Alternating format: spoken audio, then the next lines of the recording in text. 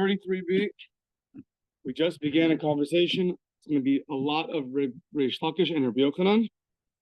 They're going to become my very close friends in the next 2-3 days. So we had a conversation, we had a discussion yesterday, that a impure person that touches the sacrificial meat, right now we're assuming after the blood was thrown, Reish Lakish says you get lashes, and Rabbi Yochanan says you don't get lashes. Reish Lakish said you get lashes because of a verse that you should not touch the meat, and Rabbi Yochanan says that verse is referring to Truma. On that, we finished off yesterday asking, Reish Lakish uses that verse to teach you that a impure person that touches the sacrificial meat is going to get lashes.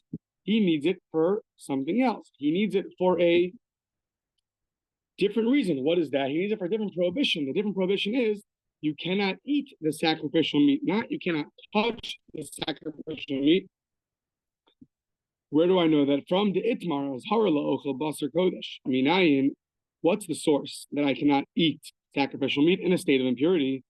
Reish Lakish Amar Bechol Kodesh Lo Siga. So the verse says you cannot touch it. We'll see how he knows that means you cannot eat it. But we see that he says you cannot eat it. And Rabbi Yochanan Amar Tani Bardla Asya Tumaso Tumaso. Rabbi Yochanan has Xer Shava Tumaso Tumaso Mabias Mikdash Malaholan Anish Vehizir Afkan Anish Vehizir. Just like over there by the by going to the temple in a state of impurity, so too over here, says Rabbi Yochanan. One second, sorry.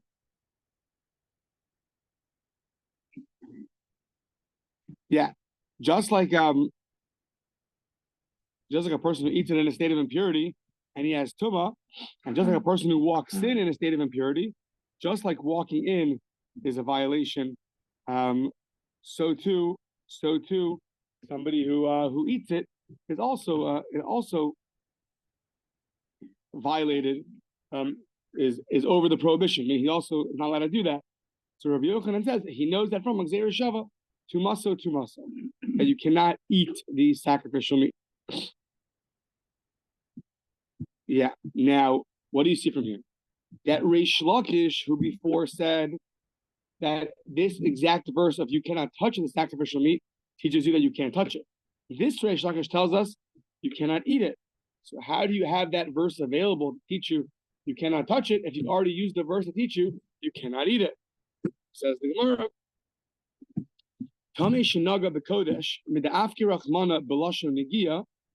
So azhara la'ochel. Tame shenaga b'kodesh mid'afki rachmana b'lashon negia.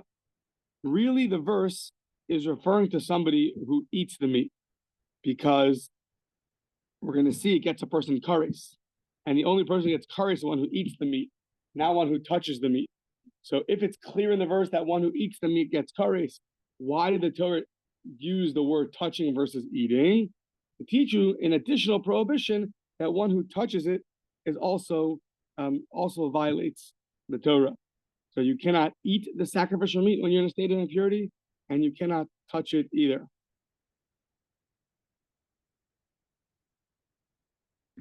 Because this verse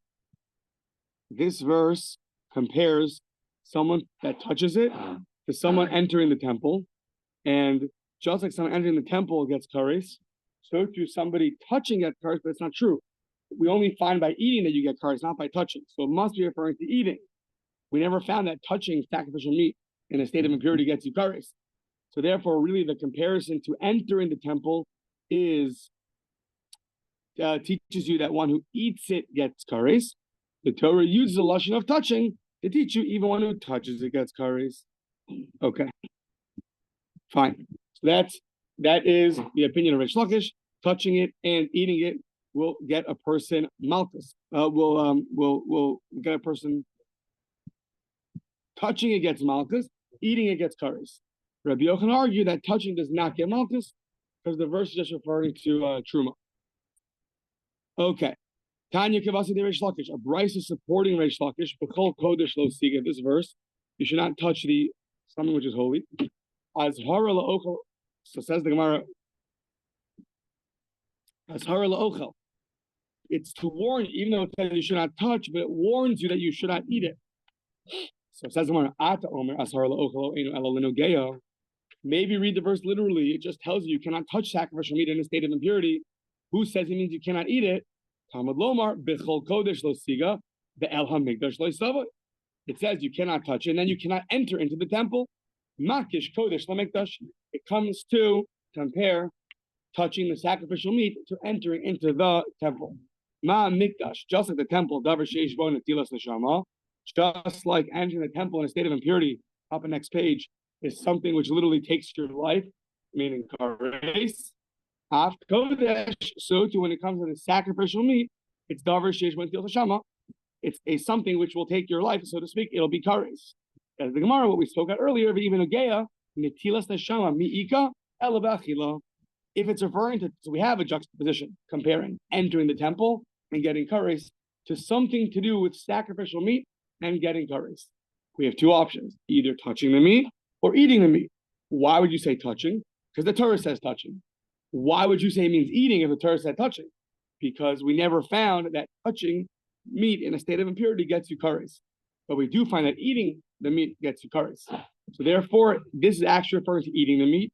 The fact that it used the word touching, Reish Lakish says, teaches you another negative prohibition. Until now, we've assumed that we're talking about meat that is after the blood was thrown. So now it's meat that it's fit to be brought on the altar and fit to be consumed. So that's the meat that we've been talking about. What about the meat before the blood was thrown? So meat before the blood was thrown is not fit to be brought up onto the altar. The throwing of the blood is called like a permissibility. It gives permission now, so to speak, to allow the meat to be sacrificed on the altar and to be consumed. So what happens if you are impure and you touch or you eat the meat before the blood was thrown? How strict is that? It sounds like it's on a certain level of lower sanctity because you can't bring it up to the altar yet. We still need this verse to teach you something else. That what? How could you tell me that you learn out these two things from the verse? Touching the meat and eating the meat? No. We need to teach you that eating the meat, even before the blood is thrown, is going to be a violation. How do I know? The Itmar says, a impure person that eats the meat before Zrika, before the blood was thrown, Reish Lakish says you get lashes. Rabbi Yochanan Amar Eino Loka, you don't get lashes. Reish Lakish Amar Loka, why do you get lashes? What's the source? Bechol Kodesh Lo Siga, our verse. And you cannot touch, which we know refers to eating, Lo Shna Lifnei Zrika, the Lo Shna La'achas Zrika. Whether it's after the blood is thrown or before the blood is thrown. Rabbi Yochanan Amar Eino Loka. Rabbi Yochanan says you don't get lashes if it's before the blood was thrown. Why? Kedetani Bardula, like Bardula taught. What did he teach us? He has Xera Shava. Tumaso. It teaches you that just like entering the temple gets you kares, so too eating the meat will give you will also give kares. And says Rabbi Yochanan, tumaso. And once again, we never find that after that, before the blood was thrown, you get kares. You only find it afterwards. So it says Rabbi Yochanan, the Xer Shabbat teaches me that after the blood is thrown, one gets kares. So says the Gemara, hold on. Is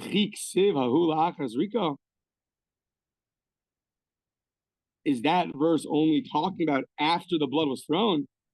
So then, in Cain, if that's true, lema krab kodesh. Just say you shouldn't touch the sacrificial meat. Then you would know, okay, what's kodesh, what's holy, what's holy meat, so to speak. Only meat that is after the blood was thrown. Before the blood was thrown, what makes it holy necessarily? Now, it's probably on some level holy. I mean, you sanctified an animal and you slaughtered it. So I'm guessing it has some level of sanctity. I mean, you can't do whatever you want with it. But the level of holiness that it gets once the blood was thrown is a different level. So if it only was talking about meat after the blood was thrown, it should have just said bakodesh, the holy meat. However, what does it mean in my bichol kodesh, any holy meat? The word kol is always inclusive. It includes something. What's it coming to include? Says Reish Lakish, Shema mina tarti. It comes to include both meat after the blood was thrown and meat before the blood was thrown. So, in summary, according to Reish Lakish, you have a verse that tells you that touching meat is a violation. But since it's compared to entering the temple, and that gets you kares, we never find that touching gets you kares. So it must be also referring to eating. But since the Torah used the lashon of touching, so it's referring to a violation of touching, but you don't get kares for that. Then it has the extra word bechol. What's bechol telling you? That even a tamei person who eats meat before the blood was thrown is going to be subject to a negative violation, a negative prohibition. Now what? Yeah. Now what about someone who's impure who touches the meat before the blood was thrown? Maybe also the same. I don't know.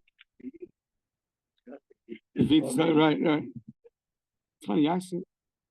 No, but let's say but let's say he takes the meat and then takes it home and barbecues it. Oh, I'm guessing. Yeah. That's a good question. What's the status of the meat? I mean, it's kodesh. You can't do whatever you want with it.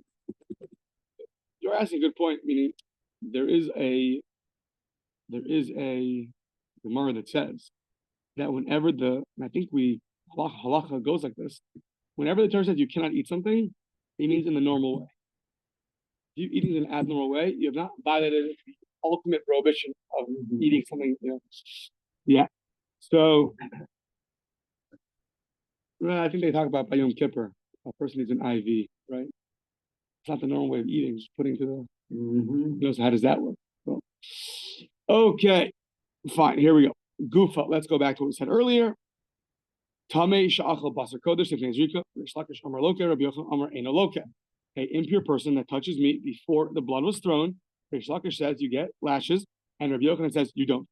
Amar Abaye. What are we talking about? The person being impure or the meat being impure? Amar Abaye. Machlokes betumas haguf. The argument of Rabbi Yochanan and Reish Lakish is about a person who is impure, who touches the meat and eats it.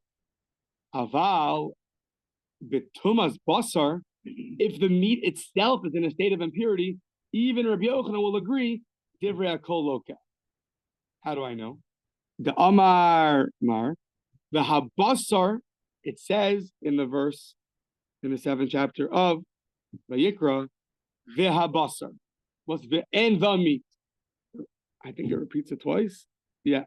It says the Habasar twice in that verse. It says about the basar, about someone who touches it when it's impure. He should not eat it. Has to be burnt. And then it says again, the habasar. It says again, and the meat. So what's the extra word? It comes to include something. What's it coming to include? The habasar comes to include, very interesting, l'rabos eitzim v'lavona k'lav b'nei achilin. If you somehow consume wood or frankincense, even though that those are not edible things, but the Torah comes to include that in the prohibition. How exactly do you consume wood? I don't know. You take a little wood chip, happens to be swallow. Every kid at some point swallow something that's not edible, right? So someone told me that somebody swallowed a ring. So I don't know. You never know. So okay, either way. So now let's make a very simple kavachomer. Oh, he swallowed a nail. Okay, you still feel it? No. Yeah. So it was little. So okay. So let's do a very easy kavachomer.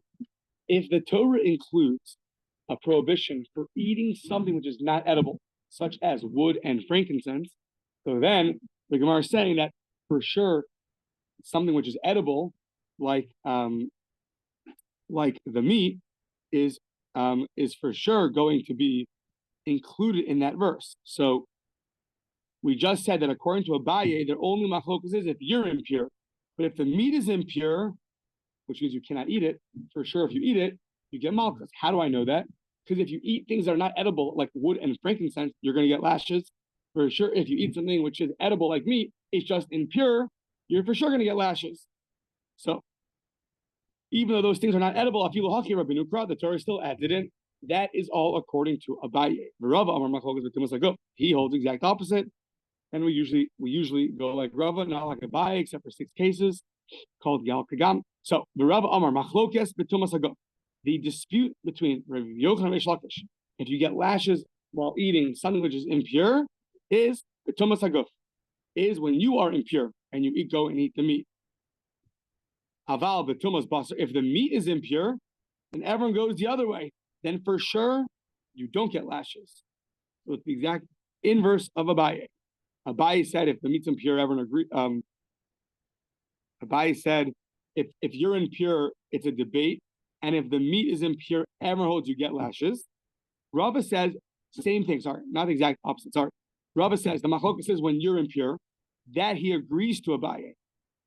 Both of them agree that Rabbi Yochanan and Reish Lakish have a dispute when the person is impure and eats the sacrificial meat.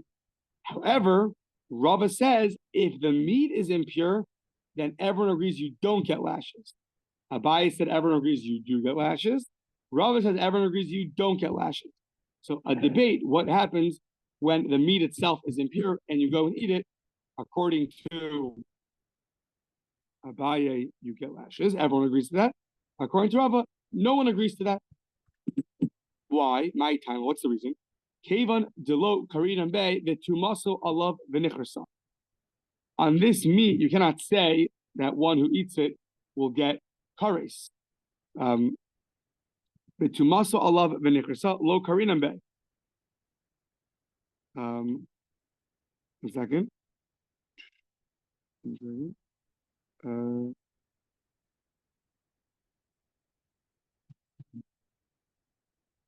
Yeah, it says, there's two verses that are juxtaposed to each other.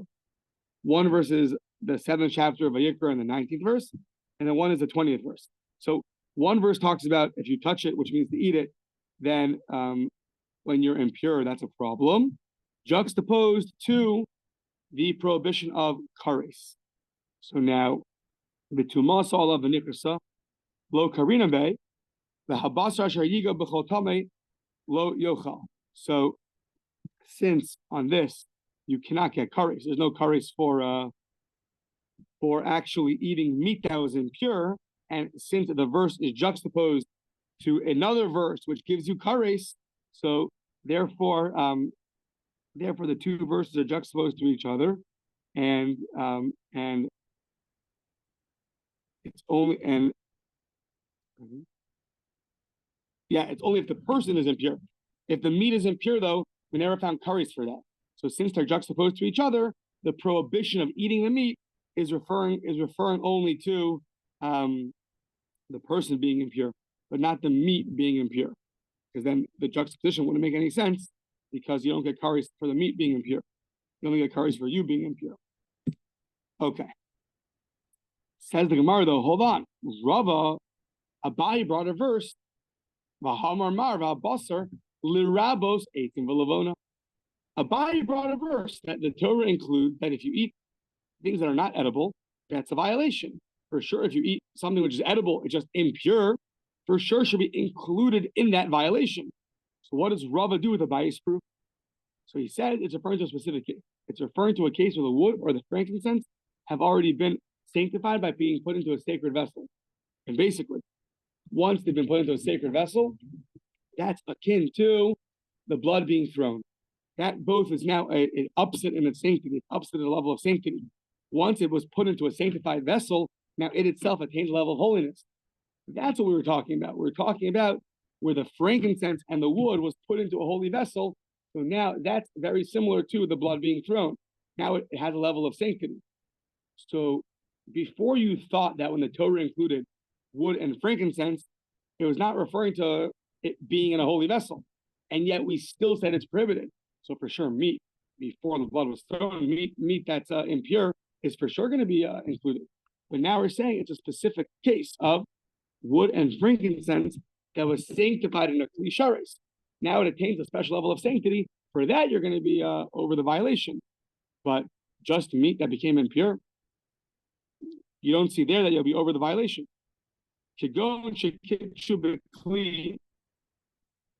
the frankincense and the wood was sanctified in a vessel, and that's like kimi shekarvu kol matira.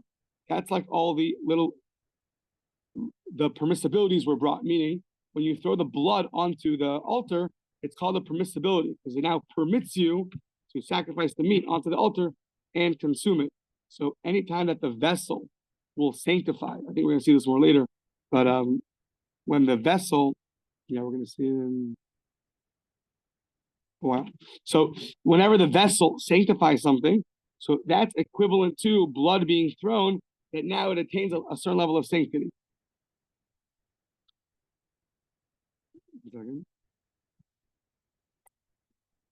Yeah.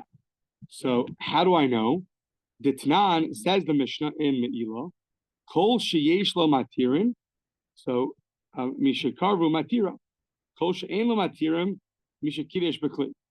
Anything which is subject to permissibility, meaning anything which will eventually be something which after you throw the blood, it can now be permitted, such as meat.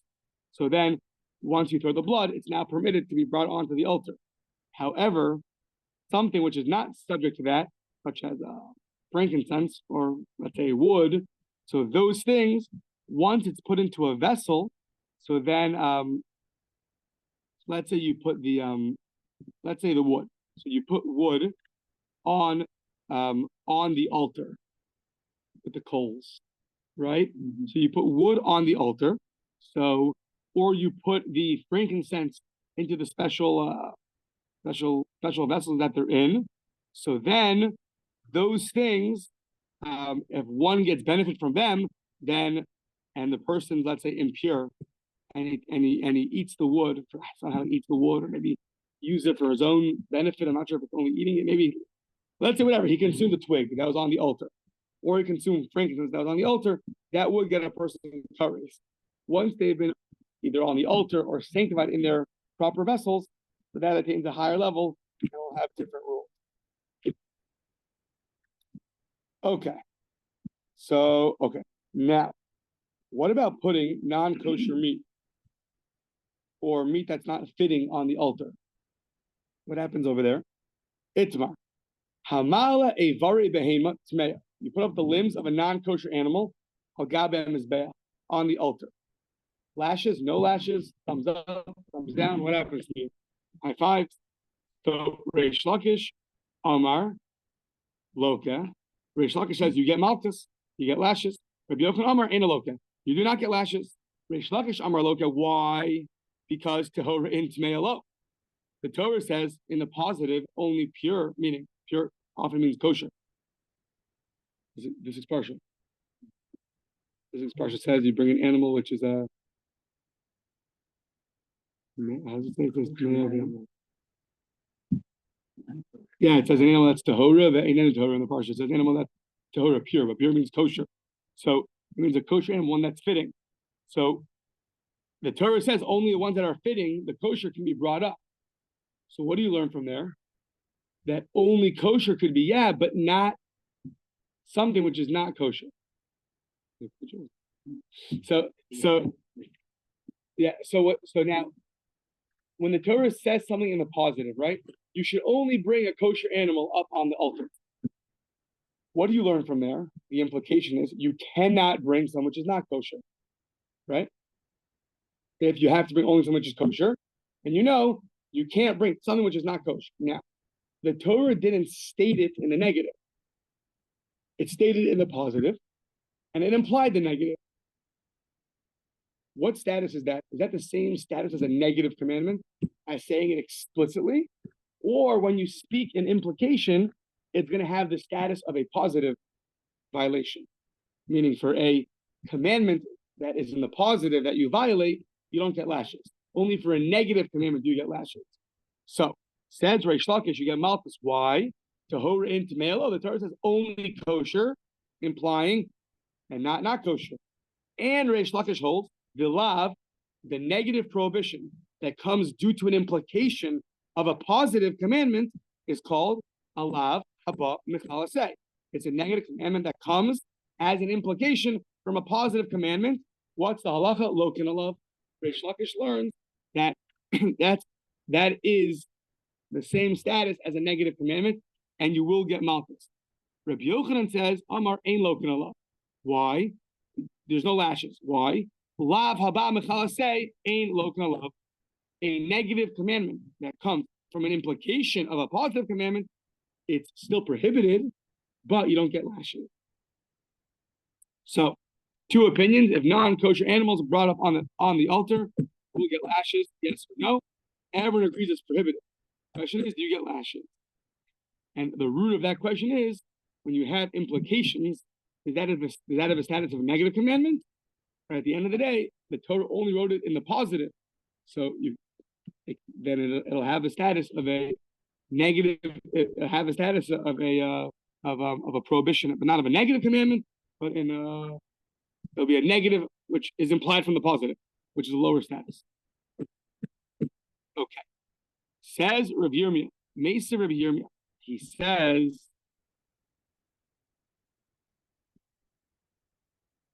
in Vayikra, by all the sacrifices.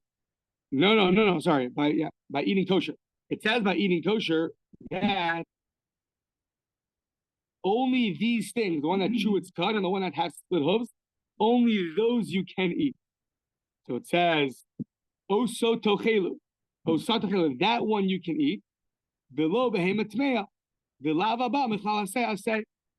So says Rabbi Yirmiyah, only this animal that splits hooves and chews its cud you can eat.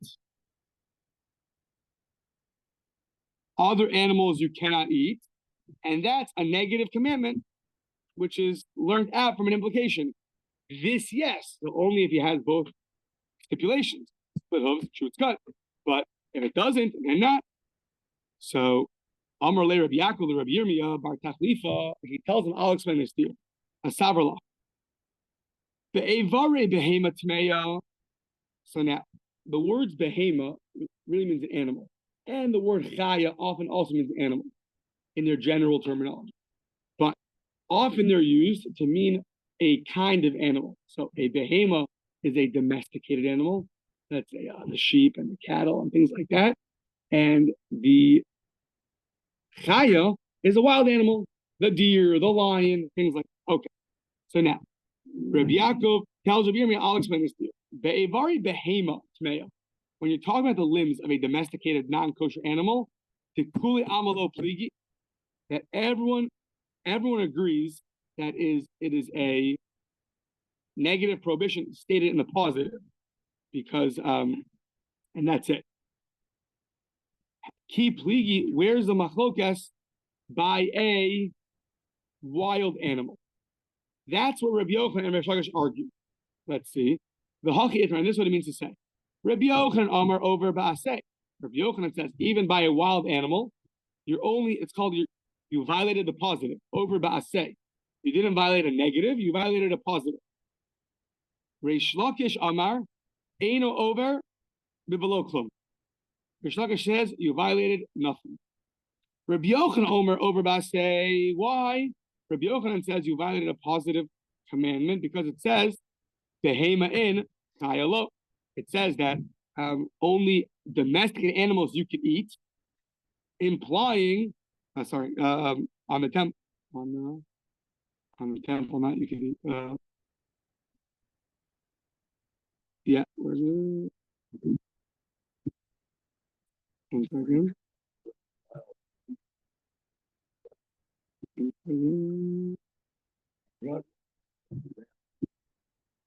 Yeah. So they only argue by, it says behema, that you have to bring a domesticated animal. So it says Rabbi Yochanan, behema in chayalo, domesticated yet wild animals cannot be brought. That's what they're arguing about. They're arguing about when the Torah says you could bring up an animal, it refers to it as a behema, not a chaya, a domesticated, not a wild animal. Reish Lakish Amar Eino over below klum. He says, no, you don't violate anything.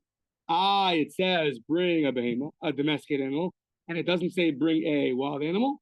It was just saying that the preferable animal is the domesticated one. It's lemitzvah. Hahu lemitzvah. It's to teach you that that's the preferable one, but not to exclude the wild animal to get you a prohibition. It's a mitzvah to bring a domesticated one, but not that you violated anything if you don't do that.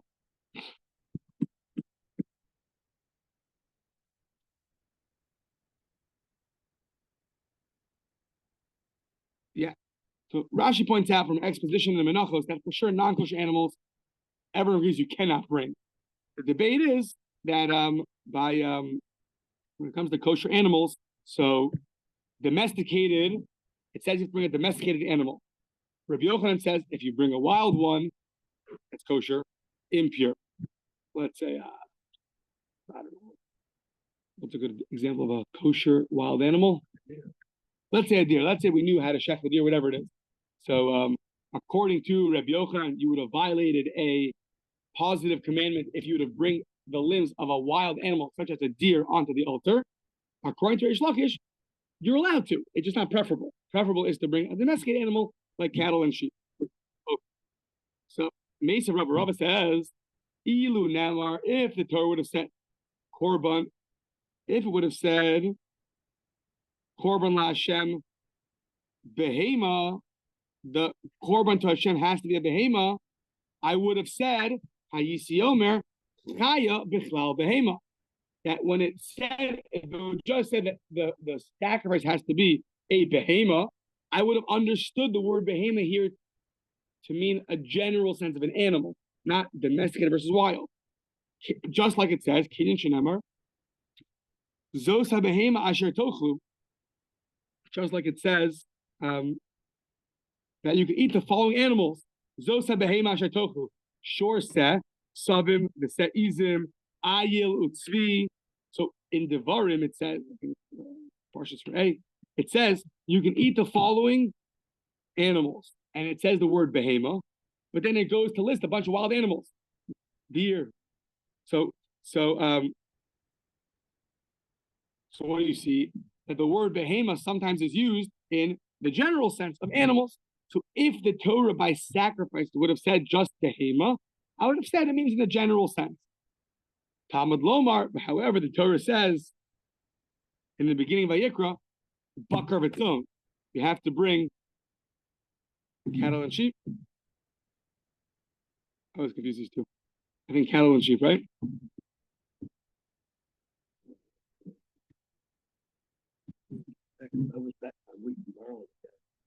Yeah, you gotta have back up. Back up 3 lines. Did bring valid after the fact. No, before. Told you that you may offer cattle and Sheep. Flock. Okay, cattle and flock. Thank you. The Torah says cattle and flock. Bakar v'tzon, amarti lach, below chaya. If it only had the word behema in the other verse, I would have said it means all animals, domesticated and wild animals. Since in the beginning of Vayikra it tells me only cattle and flock, I know cattle and flock, Hashem says, below chaya, and not wild animal. Yachol lo yavi v'imhevi kosher. Maybe don't do it, but if you do it, it's fine. Post facto, it's fine. So here we go. What would that be similar to? Hashem says only cattle and flock, and you decide to bring a wild animal. What's that comparable to? L'talmud, to a student, the Rebbe tells a student, Havali chitim, bring me wheat, v'hevi lo chitim, v'sa'orim, and he brought him wheat and barley. So did he violate his words? No. He said wheat. He brought him wheat. She'eno kemavir al dvarav. I didn't violate words. Ella, most of all, I brought you more than what you asked. So Hashem said, bring me cattle and flock. I brought you also wild animal. So that's fine. The kosher. Oh, that's what you would have thought. But the Torah says, the Talmud Lomar, bakar v'tzon. But at the end, Hashem did specify, I only want bakar v'tzon. I only want cattle and flock. So bakar v'tzon amarti lach v'lo chaya, and not wild animal. What's that comparable to? Ha l'mazedome l'talmid, to a student. Sh'amar lo rabbo al tavi li elachitin, only bring me wheat and not anything else. And you go v'hevi lo chitin v'sorin. Now did you violate the Rebbe's words? Yeah, he said I only want chitin. So, yeah, she'eno kimosef al dvar. So that's like going against Hashem's word. That's right. That's not adding on to his words. Ela kimavi al dvar. That's a violation. Turn the page. That's violating his words. Puzzle, and that is prohibited. So to Yufta, the Reish Lakish, who said that a domesticated animal is only a mitzvah, but you could bring a wild animal. So this brisa knocks him out. this brisa tells you that when Hashem said Bakar of its own, it was like the Rebbe saying only wheat. And if you bring something else, you have not added on to his words, you have violated his words. So we knock out Reish Lakish from the brisa. Double KO. Yeah. Okay. Next part of the Mishnah says that somebody who receives the blood and he's impure, so that's fine. Just have a Kohen go back and take the blood that's still spurting out of the animal and go and do it again, meaning go receive the blood. So where is it? Yeah. Anybody who receives the blood, the Mishnah said, with the wrong intention, outside the right time or outside the right place, what do? If there's still blood called the life blood coming out of the animal's neck, go back, go back. Yagzer or kosher v'kabel, which says, have a kosher kohen, either this guy or someone else, to go back and receive it again. That was your solution. In your thought process, go back and do it again. So now, bo minei, once again, Reish Lakish and Rabbi Yochanan, bo minei, they were chavrusas. When Rabbi Yochanan died, Reish Lakish was, he couldn't function anymore. He had the best chavrusa ever. Everything he said, his chavrusa asked him 24 questions. And his new chavrusa just agreed with him on everything. So much so, he was so, Rabbi Yochanan gave Reish Lakish's sister to marry. He had it abandoned. But when Rabbi Yochanan died, Reish Lakish was so distraught, he actually ended up dying also. He didn't have his chavrusa. So, bo minei Reish Lakish may Rabbi Yochanan, Reish Lakish asked Rabbi Yochanan the following, hustle, mahu sheyaseh shirayim. Okay, so this is like a little bit, we're probably going to appreciate this more in a while from now, but there's something called shirayim remnants, meaning, let's say you have blood that you used to throw onto the altar, and then something happens to it. There's the leftover blood in your vessel. What happens to it? It's called shirayim. It means remnant, and they have to be poured onto the altar. Now, this case is a little bit different. It's not really talking about the remnants of the blood in the vessel. It's talking about really the remnants is referring to the blood coming out of the animal's neck. So meaning, let's say someone who's invalid, who does the service. So, someone who's invalid, let's say he's impure, and he throws the blood onto the altar. So now, can he go back and take the remnant blood from the animal? And is the blood that comes out of the animal considered shirayim, remnants, and therefore you cannot go back and do it again? Or no, the blood that you threw onto the altar, even though you're in a state of impurity, but it doesn't make the other blood coming out of the animal shirayim, remnants, and therefore you can go back and receive it. Meaning, our Mishnah said, someone who has impure thoughts can go back and take the blood from the animal and throw it on the altar. On the other hand, we have cases where when you have blood in vessels and it gets invalidated, the remaining blood in the vessel is called shirayim, remnants, and it's going to be invalid. Our question is, how far does that go? So if you're invalid, if you're someone who's impure, and you did something wrong, like throwing blood onto the altar, basically, can you go back and get blood from the animal, or can a kosher kohen go back, a pure kohen go back and get the blood from the animal's neck, or not? The way the Gemara phrased that is, there's the blood that is still coming out of the animal's neck, called quote-unquote remnants, and therefore it's not fitting to be thrown, or no, it's not invalid. That blood is not invalid, and you could still go and get the blood and do it again. Basically, throwing blood on the altar in a state where in an invalid state, does that impurify the whole process? And there's no more blood for you to throw out, or no? You can go back and take new life blood, or someone else can go back and do it again. That's basically the question. Does it create that the blood coming out of the animal's neck is now called remnant blood, which therefore cannot be thrown onto the altar?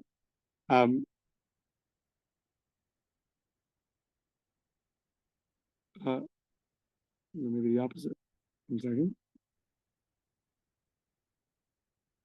If it becomes remnant blood, then you do go back and throw it. No. Meaning life blood. the animal's remnant. And therefore, With invalid blood that is thrown also rendered the remaining of life the remnant. and therefore, you go back and do it again. Just and if a disqualified person throws some blood does not render the remaining lifeblood in the animal's neck remnant, the invalid blood that is applied does not render the remaining lifeblood remnant either. If it's rendered remnants, then you cannot go back and do it again. 1 second, sorry.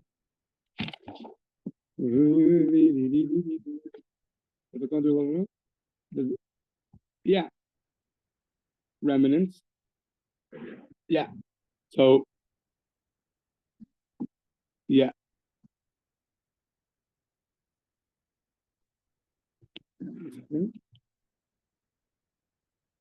Yeah. The lifeblood remaining in the animal's neck after the disqualified person receives some blood and threw it upon the altar.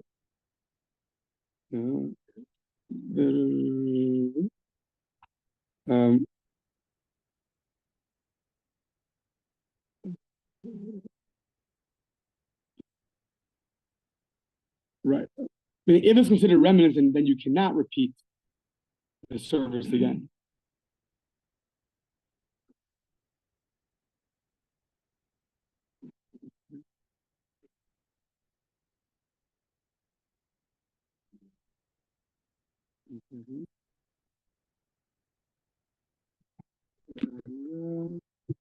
One second. All right, 1 second.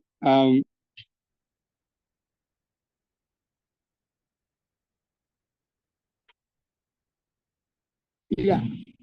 If you view the remaining blood coming out of the animal's neck as remnants, then you have to, I think you pour it down a special canal. You cannot take it and throw it up on the altar again. You cannot do that. The question is, does this create that invalidation or not? So Amrle, so he tells them back, Ein lecha zrika ose shirayim. The only time throwing blood in an invalid state is going to make that is ela chutz l'zmano v'chutz l'komo hoel umeratze le pigulo. Meaning the only time you're going to have a disqualification is when you have the wrong thought while throwing the blood.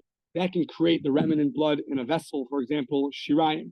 It'll consider it remnants. So if you have a cup, let's say you got a few cups, and in one cup you threw all the blood you needed, except you had all the wrong intention. So the remaining blood is called remnants, and you can't do the service again. So, but the only time you're going to have such an invalidation is by pigul thoughts. But being in a state of impurity and throwing blood onto the altar will not affect the remnants in our case, which means that you could go back to the animal, get the blood, and go and do the service again. Let's stop here.